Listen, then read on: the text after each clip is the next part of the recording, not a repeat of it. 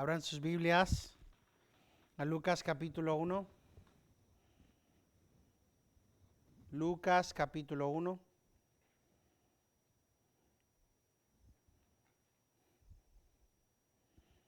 Y empezaremos parte 1 de 2 en la adoración de María, lo que es conocido como el Magnificat. Lucas capítulo 1 y leeremos del versículo 46 al 56. Encontrándolo, si pueden, por favor, pónganse de pie para la lectura de la palabra de Dios.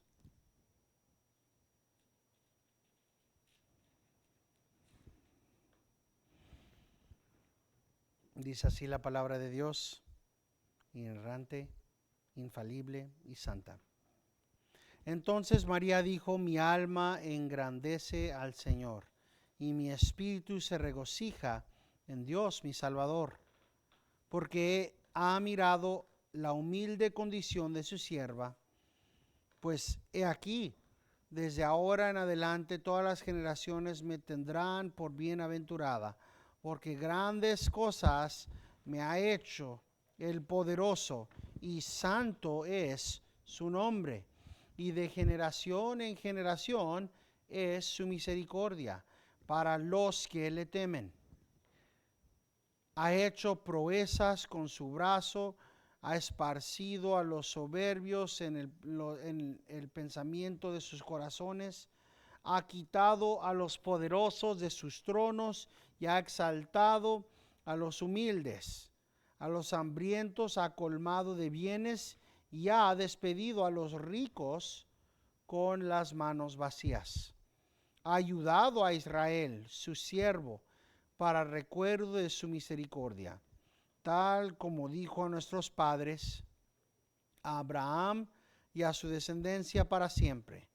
Y María se quedó con Elizabeth como 3 meses y después regresó a su casa. Oremos. Te damos gracias, Padre Celestial, por tu palabra, y te pedimos que nos capacites por tu Espíritu Santo para poder oír y entender y aplicar tu palabra, Señor, que por tu Espíritu Santo ilumines nuestras mentes y nos capacites para grabar tu palabra en nuestros corazones y en nuestras mentes para que no pequemos contra ti, Señor. Esto te lo pedimos en el nombre de nuestro Señor y Salvador Jesucristo. Amén. Hemos pasado tiempo contemplando la fundación bíblica para el entendimiento de cuándo empieza la vida y cómo es que empieza desde la fertilización, y qué tan importante es el que nosotros como cristianos tengamos este entendimiento, que desde el comienzo los cristianos en los tiempos antiguos ya sabían y reconocían esta realidad, que la vida empieza con la fertilización y que la vida es valiosa, que ese valor es lo que ha causado por generaciones que cristianos vivan y defiendan a los inocentes. Vimos cómo es que Jesucristo a unos días en vitro, ¿verdad? En el vientre, es lo que significa la palabra latín en vitro, es adorado, es reconocido como Señor por Juan el Bautista a 6 meses en el vientre de su madre. Y tuvimos la oportunidad de ver la primera de 5 canciones. Ahora, quiero hacer claro lo que hablamos la semana pasada. ¿Es posible que Elizabeth empezó a cantar cuando llegó María? Tal vez. Es igual de posible y obviamente claro que las palabras que dijo pueden ser y claramente están escribidas como adoración. Sí, sí lo son. y si pueden ser acumuladas y puestas a canción o a música y hacer un himno digno de adoración a nuestro Señor por la plenitud de pasajes de información bíblica que está aquí. Y hemos podido estudiar qué es lo que dijo, cómo es que las palabras de Elizabeth demuestran la humanidad de Cristo a unos días en el vientre. Y podemos ver y hemos estudiado la importancia de lo que permitimos entrar en nuestras mentes, en nuestros corazones, a través de nuestros ojos y nuestros oídos. Lo que consumimos cada día y especialmente cuando adoramos. Hablamos esta tarde de la realidad de la santidad de Dios, viendo ese pasaje en Primera de Juan, que Dios es luz y en Él no hay tinieblas. Y del pensar en cómo es que esa realidad informa todo lo que hacemos, todo lo que pensamos perteniente a nuestro Señor. Vamos ahí un momento, Primera de Juan. Primera de Juan, capítulo 1, versículo 5. Primera de Juan, capítulo 1, versículo 5.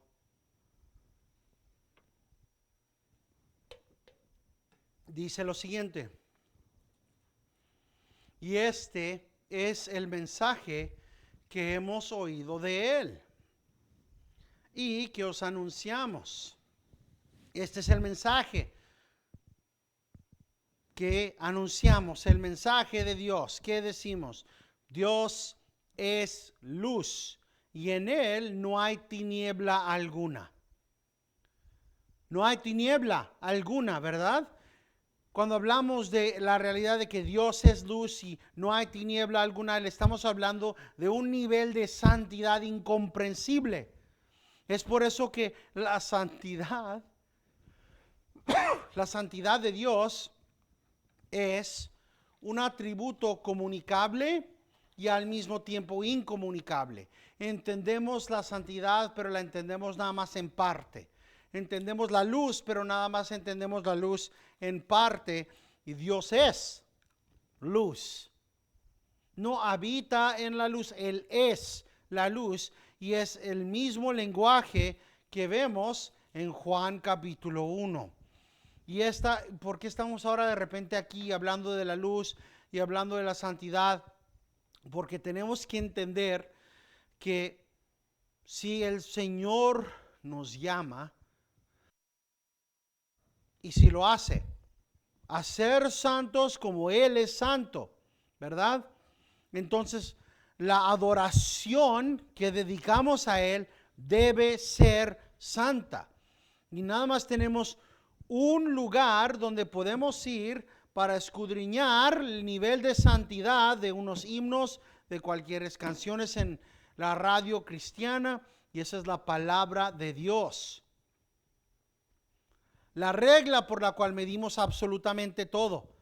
Y si vemos que Dios es luz y en Él no hay tiniebla alguna, no podemos permitir que haya tinieblas, haya maldades, haya perversidades, haya algo contrario a Dios dentro de lo que escuchamos, dentro de lo que vemos, dentro de lo que consumimos, porque Dios demanda, ni nos manda a nosotros que seamos santos como Él es santo. Lo que el Señor quiere es que pongas atención a qué estás escuchando, cuáles bandas estás escuchando, cuál música estás escuchando, y que te pongas a pensar y comparar estas canciones, estos himnos, estas cosas que consumes con la adoración que vemos en la palabra. Consideramos, por ejemplo, la adoración de Elizabeth. Y por muy pequeña que era esa adoración, era pesada, estaba llena de verdades. Primero, la declaración de la señoría de nuestro Señor Jesucristo. Segundo, que ¿qué vemos? La adoración de Elizabeth adorando al Señor Jesucristo y adorando al Señor porque María entendió las implicaciones de su embarazo supernatural. Estamos demasiado familiares con la declaración de que Cristo es Señor. Curios. Tenemos himnos que hablan de la realidad que Cristo es el Señor. De hecho, aun cuando empezamos himnos, a veces empezamos con eso. Señor mi Dios, ¿verdad? El señorío, el reinado, la realidad que Él es Señor. Es tan común a nuestros oídos que no pensamos en la gravedad y el peso de esa declaración. Él es Señor. Él es el único Rey. ¿Saben qué significa eso? Muerte en otras naciones. Hemos hablado de esto, pero los cristianos en China hace más de 30 años escribieron una carta juntos a el presidente, el rey, el dictador comunista de China, donde le dijeron: seremos los ciudadanos más obedientes, pagaremos nuestros impuestos, manejaremos al límite de la velocidad, obedeceremos todas las leyes justas que pongas, no mataremos, no vamos a robar, pero necesitamos que reconozcas que Cristo es Rey. Cada pastor que firmó ese documento fue arrestado en los próximos años. Cada uno de ellos fue llevado a la cárcel y muchos murieron. Todo por el decir: Cristo es Señor.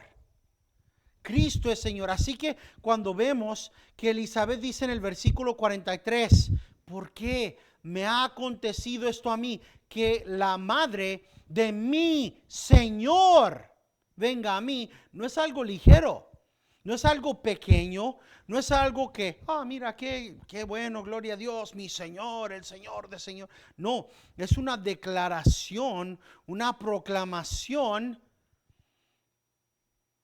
completamente fuera de este mundo.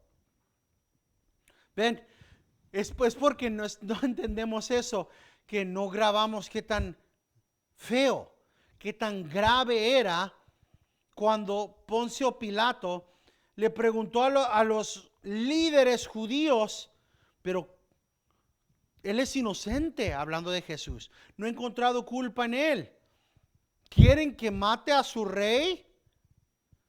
¿Quieres que mate a tu Señor? No grabamos el nivel de la maldad de esos líderes cuando ellos respondieron: no tenemos rey, no tenemos Señor más que César. Era el escupir en la cara del Rey de Reyes. El pastor J.C. Ryle comentó de esto diciendo: esas palabras, mi Señor, son tan familiares para nuestros oídos que perdemos la plenitud de su significado. En el momento en que fueron pronunciadas, implicaban mucho más de lo que estamos inclinados a suponer. No era nada menos que una declaración clara de que el niño que iba de nacer de María era el Mesías prometido desde hace mucho tiempo, el Señor del cual David profetizó en el Espíritu, el Cristo de Dios, visto bajo esta luz. La expresión es un maravilloso ejemplo de fe. Es una confesión digna de ser colocada al lado de la de Pedro, cuando dijo a Jesús: tú eres el Cristo, el Hijo del Dios viviente. Recordamos el profundo significado de las palabras el Señor. Recordemos el profundo significado de las palabras el Señor y cuidémonos de usarlas ligeramente. y descuidadamente. Consideremos que se aplican correctamente a nadie más que aquel que fue crucificado por nuestros pecados en el Calvario. Que el recuerdo de este hecho revista las palabras con una santa reverencia y nos haga cuidadosos de cómo las dejamos caer de nuestros labios. Piensen, porque muchas veces no nos ponemos a pensar en los 10 mandamientos, ¿verdad? Pero ¿cuál es el tercer mandamiento? ¿Silencio? Oh, no. El tercer mandamiento es: no tomarás el nombre de tu Dios en vano, porque Dios no perdonará al que tome su nombre en vano. Hay ciertos títulos que en su actualidad pertenecen más perfectamente a Él. El Señor es uno de esos. Especialmente cuando hablamos del Señor. No podemos decirlo ligeramente, descuidadamente. No podemos decirlo ni en broma, porque santo es el nombre. Acabamos de cantar, ¿o no? Maravilloso es el nombre de Jesús. Piensen en qué significa esas palabras del himno 46. Maravilloso es el nombre de Jesús. Maravilloso es Cristo el Señor. Rey, poderoso es Él, de todo es dueño Él.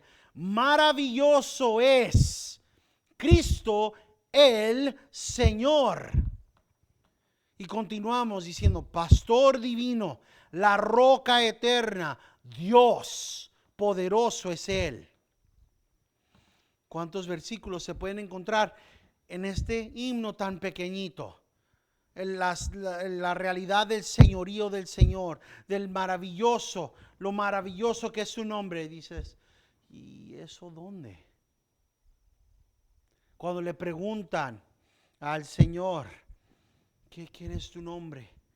¿Por qué preguntas cuál es mi nombre? Siendo que es maravilloso. Léanlo en Jueces. ¿Por qué preguntas mi nombre? Siendo que es maravilloso. Himnos y cantos deberían informar, fortalecer y cultivar reverencia, asombro y adoración a las verdades bíblicas que están dentro de ellas. Y deberíamos nosotros de ir en pos y buscar y guardar como tesoros aquellas cosas que revelan estas gloriosas realidades de la Biblia. Pero lamentablemente una y otra vez vemos que eso no es lo que está pasando. En lugar de maravillarse una y otra vez en la hermosura y la grandeza y el poder y la misericordia y la benignidad de nuestro Señor, ahora está un montonal de canciones que hablan de tu experiencia emocional, de tus sentimientos para con el Señor. No, una y otra vez tenemos que ir en pos de aquellas canciones que tienen lo bueno, lo bíblico, y escucharlo.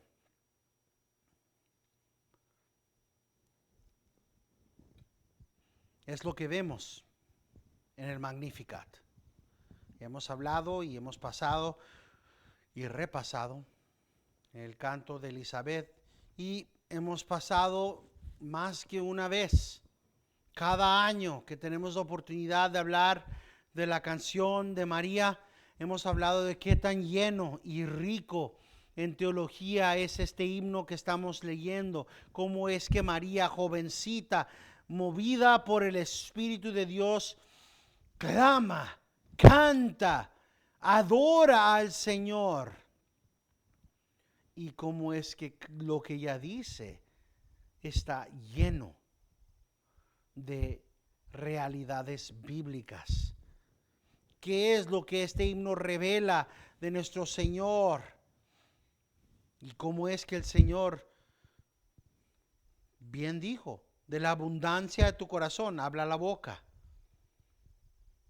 Cuando María adora al Señor, lo que sale de su boca es verdades bíblicas. Es por esto que por los últimos 40 años los pastores han estado diciendo, cuidado lo que ves en la televisión, cuidado lo que escuchas en la radio, cuidado lo que estás escuchando en el internet, cuidado la música que está entrando. O podemos decirlo como le decimos a los niños, ¿verdad? Cuidadito ojitos lo que ves, cuidadito oídos lo que oyes. ¿Verdad? Es un himno que hasta mi hija se lo sabe definitivamente en inglés y se lo está aprendiendo en español. Cuidadito los oídos lo que oyes, cuidadito los oídos lo que oyes.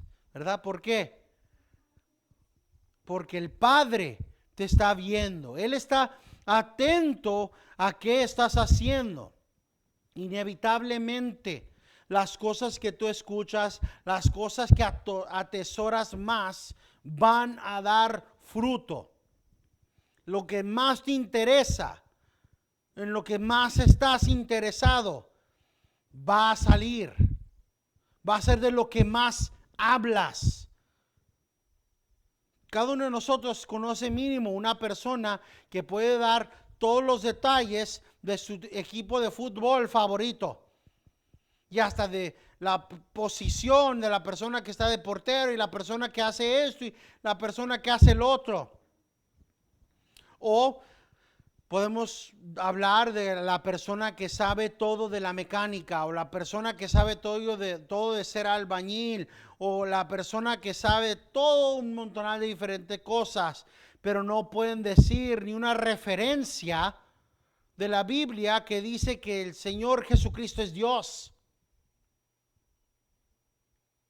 Hay gente ya que sabe más de su banda favorita, del autor de las canciones, ¿verdad? Hay gente que sabe más quién es Vicente Fernández y quién es el hijo de tal persona y cuándo vivió acá y cuándo se mudó allá, pero no pueden decirte nada del Señor que murió por ellos en el Calvario.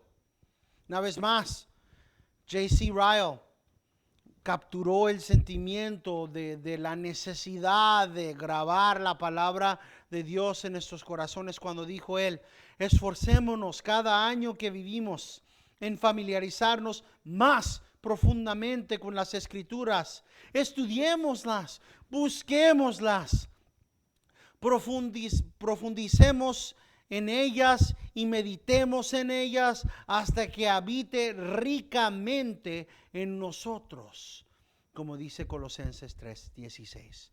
En particular, trabajemos para familiarizarnos con aquellas partes de la Biblia que, como el libro de los Salmos, describen las experiencias de los santos de anteaño, nos resultará de gran ayuda en todos nuestros acercamientos a Dios.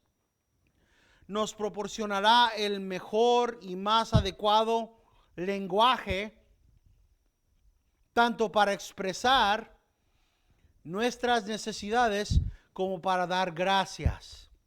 Sin duda, tal conocimiento de la Biblia nunca puede lograrse sin un estudio regular y diario.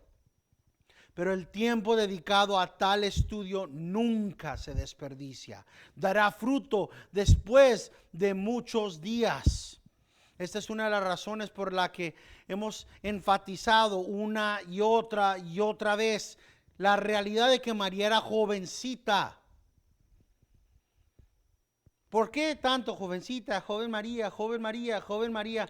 Ya, pastor, lleva tantas veces diciéndolo, ya sabemos que es joven. ¿Lo saben? ¿Entienden lo que estamos diciendo? Que esta jovencita que probablemente no tenía ni 20 años, supo lo suficiente de la palabra de Dios, de las promesas de Dios, de las acciones de Dios, de la mano poderosa de Dios, supo suficiente de Dios para decir de la abundancia de su corazón un himno digno de meditación por años. Y ahora compárense a ella, o comparen a la mayoría de los chamacos que están por ir a la universidad con cabezas huecas, que no tienen nada del conocimiento de la palabra de Dios, pero sí saben jugar sus deportes y sí saben hacer todas estas cosas que en sí no son mal, pero sí no son útiles, si no tienen este entendimiento. Por ejemplo, empezamos con lo que dice María. ¿Qué dice? Mi alma engrandece al Señor. Y decimos, ok, ¿y eso qué? ¿Qué nos demuestra esto? ¿Cómo muestra mi alma engrandece al Señor? Que María supo algo de la palabra de Dios. Vamos a 1 Samuel capítulo 2. 1 Samuel capítulo 2, versículo 1 a 10. Para que veamos cómo es que María empieza su canto, su himno, su adoración con las mismas palabras, con las que habló en el pasado Ana. Vean las similaridades, vean la riqueza de esta oración. 1 Samuel capítulo 2 versículo 1 al 10. Mi corazón se regocija en el Señor. Muy similar, ¿verdad? Mi alma engrandece al Señor, dice María. Y Ana dice, mi corazón se regocija en el Señor. Mi fortaleza en el Señor se exalta. Mi boca sin temor habla contra mis enemigos, por cuanto me regocijo en tu salvación. No hay santo como el Señor. En verdad no hay otro fuera de ti. No hay roca como nuestro Dios. No os jactéis más con tanto orgullo. No salga la arrogancia de vuestra boca, porque el Señor es Dios de sabiduría y por Él son pesados las acciones. Quebrados son los arcos de los fuertes, pero los débiles se ciñen de poder. Noten esa similaridad a lo que veremos que dice María de las acciones de Dios, de los poderosos. Aquí dice, quebrados son los arcos. Quebrados son los arcos de los fuertes, pero los débiles se ciñen con poder. Y igual María también hablará de cómo es que el Señor ensalza a los pobres y humilla a los de poder. Los que estaban saciados se alquilan por pan y dejan de tener hambre los que estaban hambrientos. Aún la estéril da a luz a 7, mas la que tiene muchos hijos languidece. El Señor da muerte y da vida. Wow. Miren, ¿cuántos cristianos en nuestro día moderno no entienden esa realidad? El Señor da muerte y da vida. El mismo Señor que dijo, y no podemos evitar esto, en Éxodo a Moisés, ¿quién hizo? Cuando dijo Moisés, pero Señor, es que no puedo hablar bien. Soy tartamudo, no hablo bien. ¿Qué dijo el Señor? ¿Quién hizo el ciego? ¿Quién hizo el cojo? ¿Quién hizo el cojo?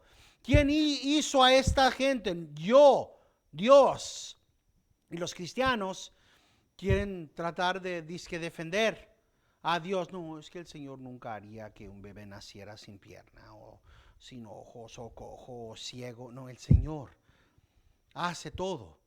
Él soberanamente da vida y da muerte.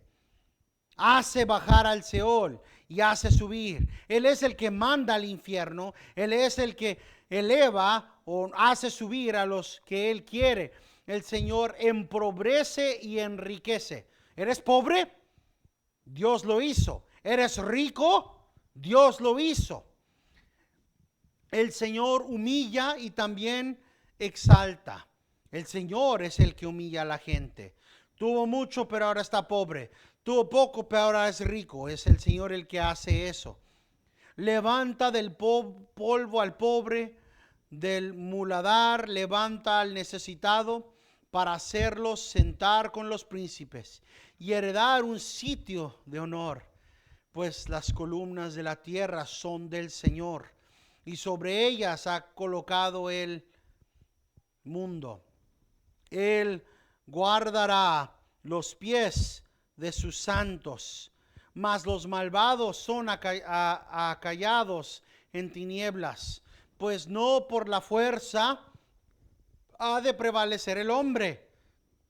Los que contiendan con el Señor serán quebrantados. Él tornará desde los cielos contra ellos. El Señor juzgará los confines de la tierra. A su rey dará fuerza.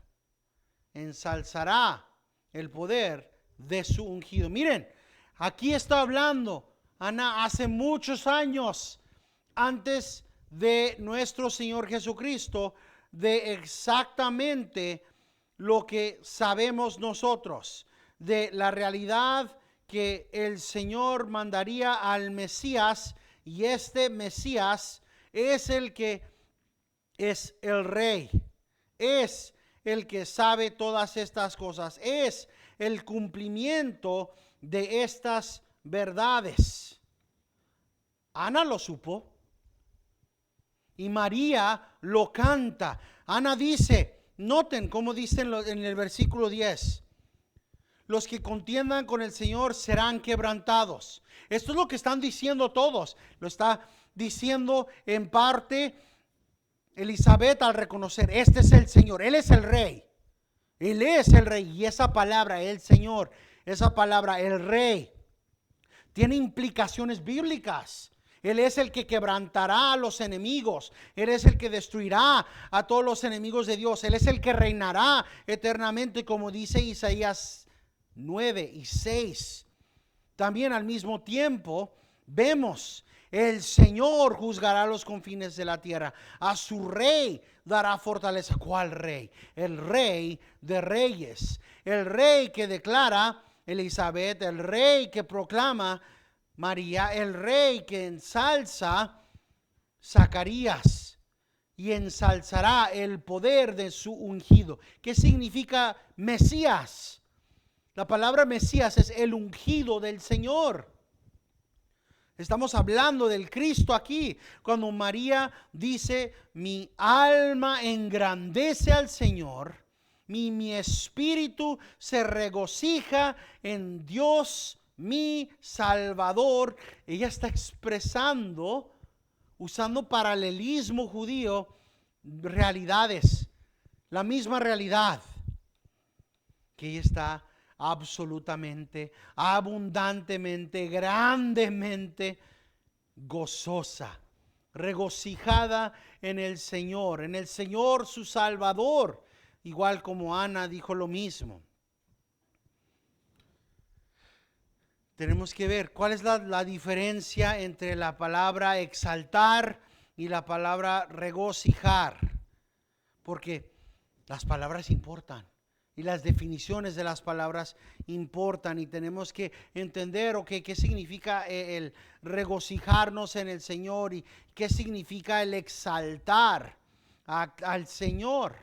El exaltar es la palabra adecuada para describir el acto de alabar, glorificar o elevar a alguien o algo a un nivel más alto. Ahora, piensen en eso. Cuando estamos exaltando al Señor, ¿verdad? Estamos elevando y glorificando el nombre del Señor. Ahora, si su nombre es, punto, maravilloso, ¿estamos elevando el nombre de Dios? Ante nosotros, ante los que están alrededor de nosotros, estamos adorando, estamos glorificando, estamos elevando, estamos exaltando el nombre del Señor. Regocijarse, por otro lado, es la palabra adecuada para describir el acto de alegrarse, celebrar o expresar gran felicidad o triunfo. Así que el exaltar es el alabar, el glorificar o el elevar al Señor. El regocijar es la palabra que es usada para describir el acto de alegrarnos, de celebrar o de expresar gran felicidad o triunfo. ¿Por qué está regocijándose en el Señor? Porque Cristo es el Rey. Esto es la fuente de adoración que sale de la boca de los cristianos. Salió de la boca de Ana, sale de la boca de María y sale de aquellos que están metidos en la palabra de Dios. Ambas, María y Ana, se regocijan. Tienen causa de gozarse por lo que el Señor está haciendo en el Señor.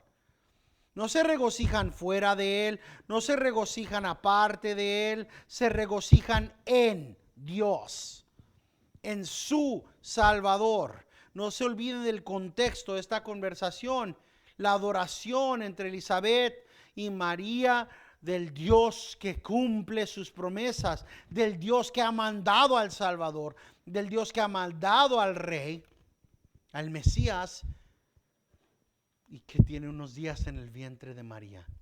Toda esta adoración por un bebé que ni siquiera puede moverse todavía.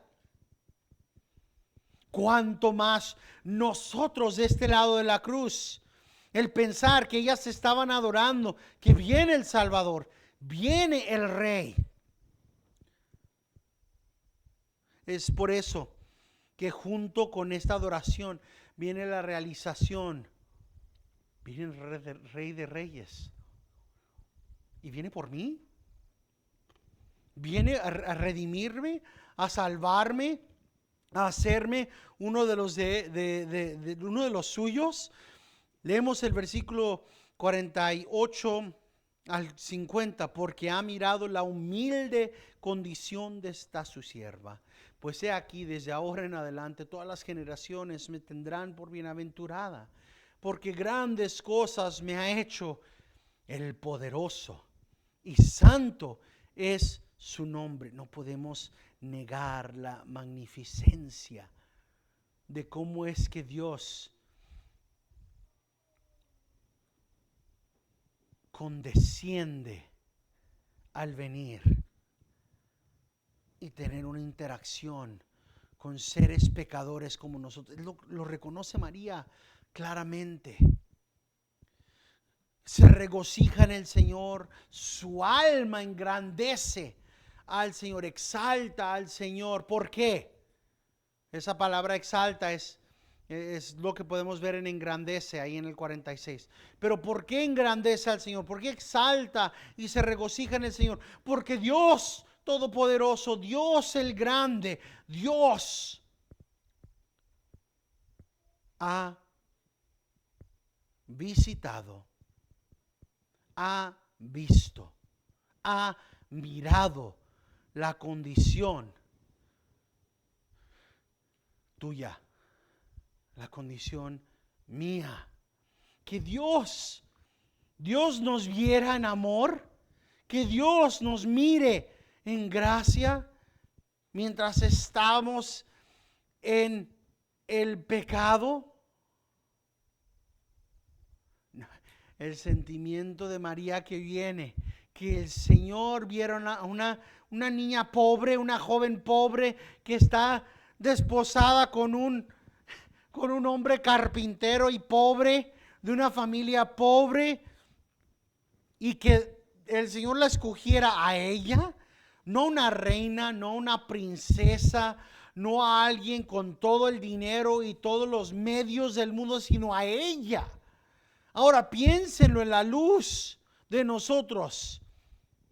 ¿Quién eres tú? ¿Quién soy yo que el Señor nos mire con amor, con redención, nos visite, nos ame?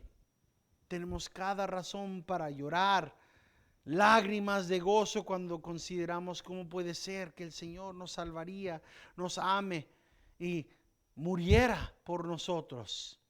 Hay un himno que en inglés nos gusta mucho cantar y se llama "Y puede ser", y esto es lo que dice el himno: y puede ser que yo obtenga un interés en la sangre del Salvador. Murió Él por mí, quien causó su dolor, por mí, quien lo persiguió hasta la muerte. Amor asombroso. ¿Cómo puede ser que tú, mi Dios, mueras por mí? Y el coro dice así: amor asombroso. ¿Cómo puede ser que tú, mi Dios, mueras por mí? Esto es el mismo sentimiento que vemos en Ezequías. Vamos ahí por un momento. Capítulo 16.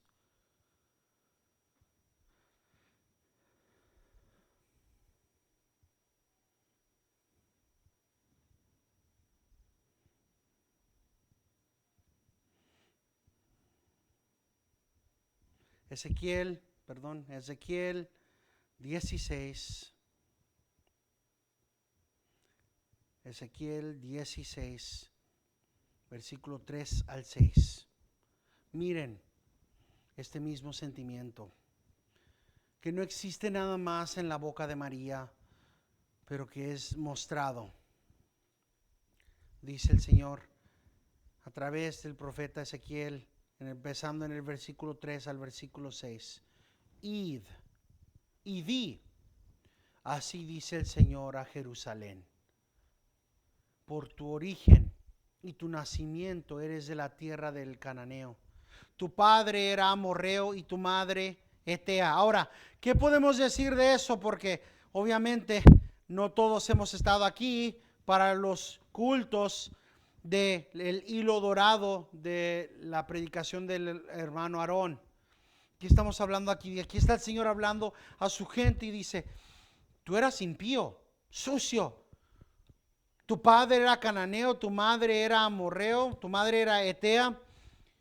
En cuanto a tu nacimiento, el día que naciste, no fue cortado tu cordón umbilical, ni fuiste lavada con agua para limpiarte, no fuiste frotada con sal, ni envuelta en pañales. Ahora, vean la imagen visceral que da el Señor a su gente. Así eras cuando te encontré sucio, sangriento. Nadie te amó, nadie te quiso. Ningún ojo se apiadó de ti para hacer por ti alguna de estas cosas, para compadecerse de ti, que fuiste echada al campo abierto, porque fuiste aborrecida el día que naciste. Pero miren lo que dice el versículo 6. Noten el amor, la condescendencia de Dios para su gente desde el principio. Y pasé junto a ti. ¿Cómo nos encuentra el Señor? ¿Cómo nos encontró? Pasé junto a ti y te vi revolcándote en tu sangre. Mientras estabas en tu sangre, te dije: vive. Sí, te dije mientras estabas en tu sangre: vive. Esta es la declaración. Esto es lo que está diciendo María. Esto es lo que está adorando al Señor cuando dice: ¿por qué ha mirado la humilde condición de su sierva? Adoro al Señor. ¿Quién soy yo? ¿Cómo me encontraste, Dios? ¿Qué tan sucio, revolcándome en mis pecados, y tú viniste y me dijiste: vive? Sí, te dije: vive. Es algo digno de parar y humildemente, verdaderamente maravillarnos y regocijarnos que Dios nos amara tan grandemente para salvarnos y redimirnos, aun cuando estábamos revolcándonos en nuestro propio pecado. Es digno de pasar cada momento de nuestras vidas viviéndolas como un sacrificio para Él, ¿o no?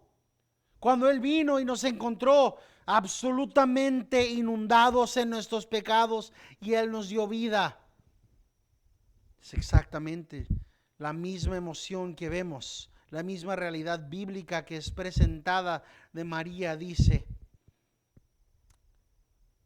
¿por qué mi alma engrandece al Señor? ¿Por qué mi espíritu se regocija en el Señor?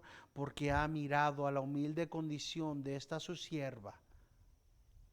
Pues aquí, desde ahora adelante, todas las generaciones me tendrán por bienaventurada.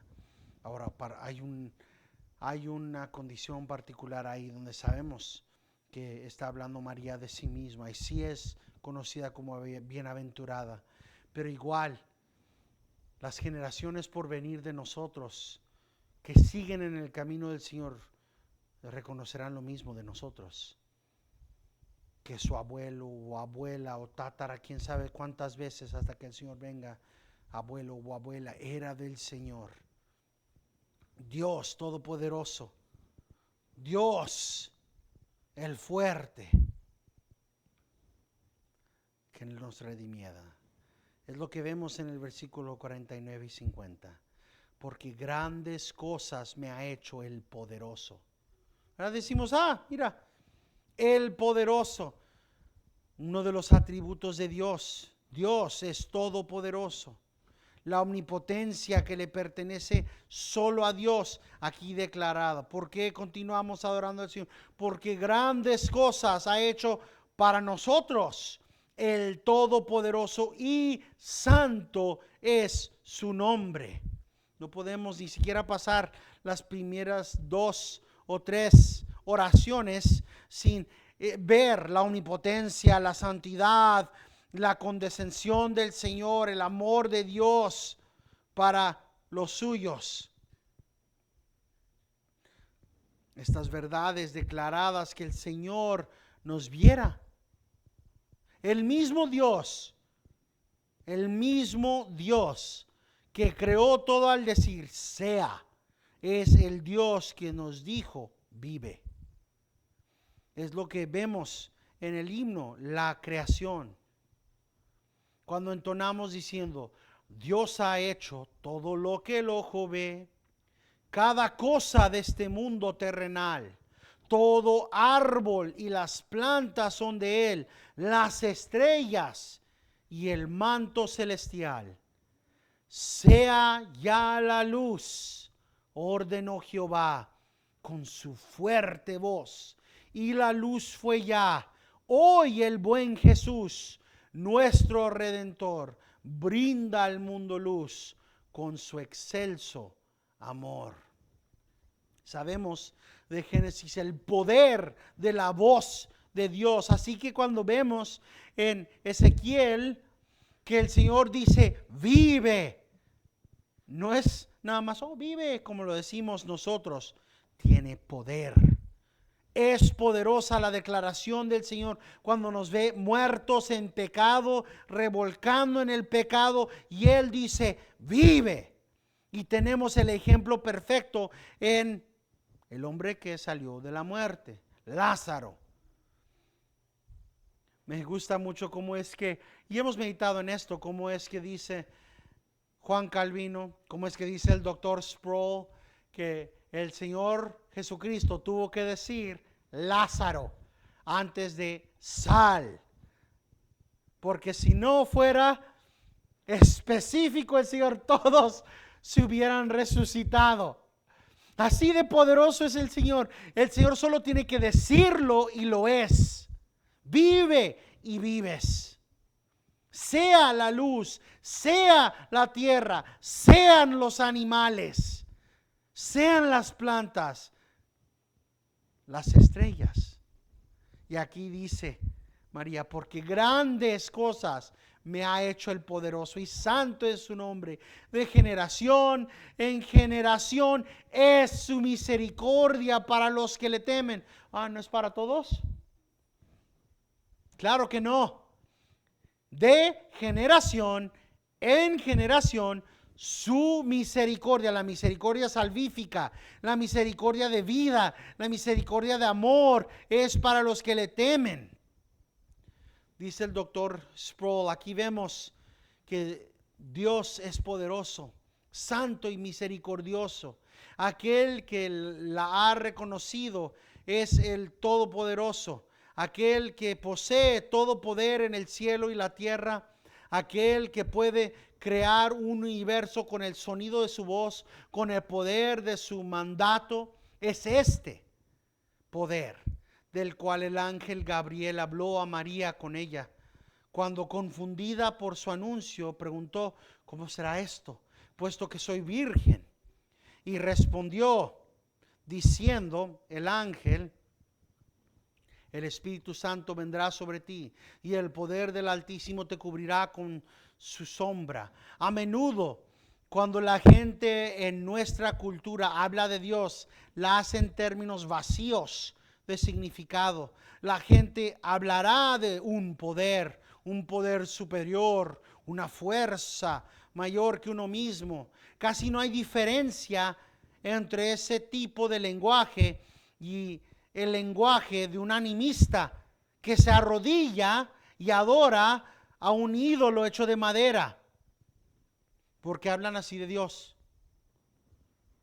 Porque mientras podamos despersonalizar a Dios, hacerlo una fuerza impersonal de poder vago o amorfo, no tendremos nada de qué preocuparnos. Porque las fuerzas impersonales nunca nos harán responsables de nuestro comportamiento. Nunca tendremos que enfrentar el juicio, pero el Dios que es el Dios que tiene un nombre. No es simplemente un poder a quien tiene todo el poder, es el Dios poderoso que ha hecho grandes cosas por mí.